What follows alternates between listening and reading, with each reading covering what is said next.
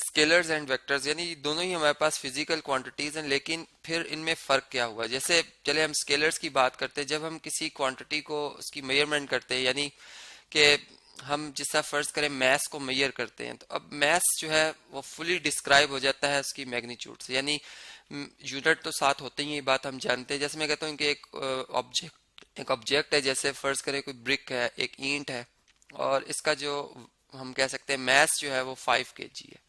अब ये fully describe हो गया, यानी मुझे इसमें मजीद बात बताने की जरूरत नहीं है कि इसमें अब किस डायरेक्शन में मैस है, ठीक है। लेकिन अगर हम ऐसी ही कोई एक फिजिकल क्वांटिटी उठाएं जिसमें कि हम जब उसे डिस्क्राइब कर रहे हो, बता रहे हो, और हम चलें फोर्स की बात करते हैं। अब फोर्स हमारे पास एक जो है वो फिजिकल क्वांटिटी है। मैं कहता हूँ जी कि मैं जो फोर्स अप्लाई कर रहा हूँ वो 10 न्यूटन की है। अब इसमें न्यूटन, सारी बात है, इसके यूनिट है 10 न्यूटन।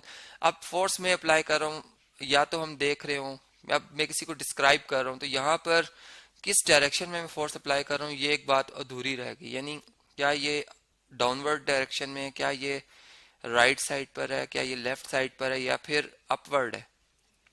तो इसका मतलब कि ये बात अभी मुकम्मल नहीं हुई, इसको मुकम्मल होने में अभी डायरेक्शन लाजमी है।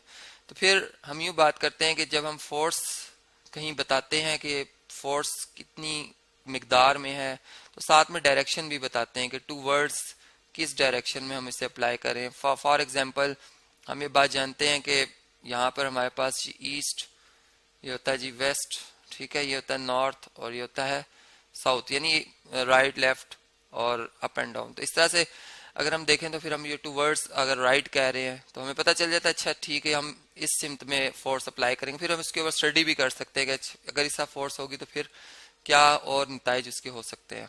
तो फिर इसका मतलब कि फिर हम जब इनमें दो डिफरेंस जब देखते हैं तो हमें जो पहला डिफरेंस, बहुत बड़ा डिफरेंस है, वो यही नजर आता है कि स्केलर्स में सिर्फ मैग्नीट्यूड ही चाहिए होती है उनको कंप्लीट डिस्क्राइब करने के लिए, लेकिन जो वेक्टर्स क्वांटिटीज हैं उनमें मैग्नीट्यूड भी चाहिए होती है और साथ में डायरेक्शन भी चाहिए होती है, तब जाके वो फुली डिस्क्राइब होते हैं।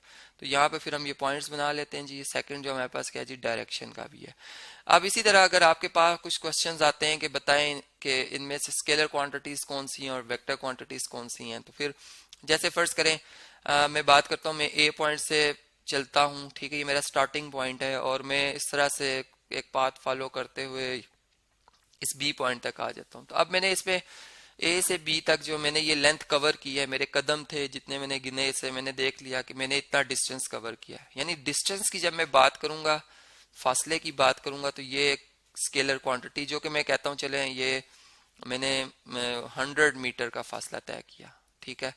लेकिन जब मैं बात करूंगा डिस्प्लेसमेंट की, जो कि अभी हम इसको थॉरली स्टडी करेंगे, यानी मैं यूँ बात करता हूँ कि अगर मैं एक खास डायरेक्शन में चल रहा हूँ, जैसे मैं कहता हूँ एक बॉल है और वो जमीन की तरफ गिर रही है, तो वो खास डायरेक्शन में गिर रही है, ठीक है, वो बिल्कुल परपेंडिकुलर गिरती है।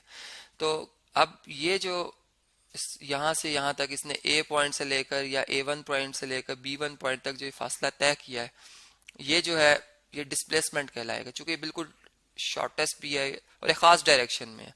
तो फिर हमें इनमें जो वाजे फर्क है वो नजर आता है कि डिस्टेंस तो है लेकिन एक खास डायरेक्शन में भी, इसमें चूंकि डायरेक्शन की भी इन्वॉल्वमेंट है, तो फिर हम कहेंगे जो डिस्प्लेसमेंट है, यहाँ पर चले मैं लिख देता हूँ इसे, डिस्प्लेसमेंट जो है इसे हम कहते हैं कि ये हमारे पास क्या जी, वेक्टर क्वांटिटी है, ठीक है। इसके लिए मैं आगे वेक्टर लिख देता हूँ। अब देखें हम यहाँ पर अगर डिफरेंट क्वांटिटीज सिंबल्स उसके मौजूद हों तो हमें कैसे पता चलेगा कि ये स्केलर है या वेक्टर है। तो इसकी भी एक है हमारे पास अच्छी पहचान है। जैसे फोर्स की मैंने बात की, तो फोर्स को अगर हम एफ से जाहिर करते हैं तो इसके ऊपर हम एक इस तरह से एक लाइन सेगमेंट का यानी सिंबल लगाकर इसके ऊपर इस तरह से एरो शो करते हैं जो कि इसकी डायरेक्शन को शो करता है। तो हमें पता चल जाता है अच्छा ये फोर्स की बात हो रही है और ये वेक्टर की बात हो रही है। लेकिन अगर फोर्स ही लिखी और उसके साथ जो है वो इस तरह से ये परपेंडिकुलर लाइंस हो, वर्टिकल लाइंस, तो ये इसकी मैग्नीट्यूड को रिप्रेजेंट करता है, जो कि एक स्केलर एक नंबर है, ठीक है।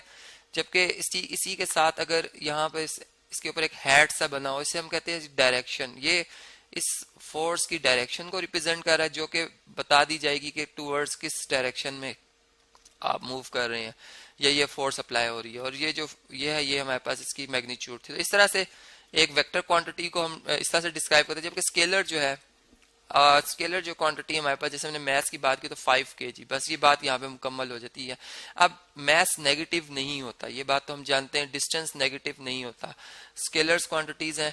लेकिन अगर मैं यूं बात करूं कि फोर्स, अगर मैं कहता हूं जी -10 न्यूटन है, तो इसका मतलब ये है कि ये उस फोर्स की उलट फोर्स है जो कि इससे पहले अप्लाई हुई थी, जो कि पॉजिटिव 10 डायरेक्शन में थी। यानी इसमें चूंकि हमें नेगेटिव साइन से पता चल जाता है कि एक तो एक्चुअल फोर्स है और एक दूसरी फोर्स जो कि उसके मुखालिफ आई है, उसके साथ नेगेटिव का साइन आएगा। तो इस तरह से जब हम वेक्टर्स को थॉरोली पढ़ेंगे, ग्राफिकली पढ़ेंगे, तो फिर हम इसके बारे में और भी चीजें सीखेंगे कि किस तरह से इसको रिप्रेजेंट किया जाता है। यहाँ पर सिर्फ हमने देखा कि जो इनमें बेसिक डिफरेंस है स्केलर क्वांटिटीज में और वेक्टर क्वांटिटीज में वो क्या क्या है।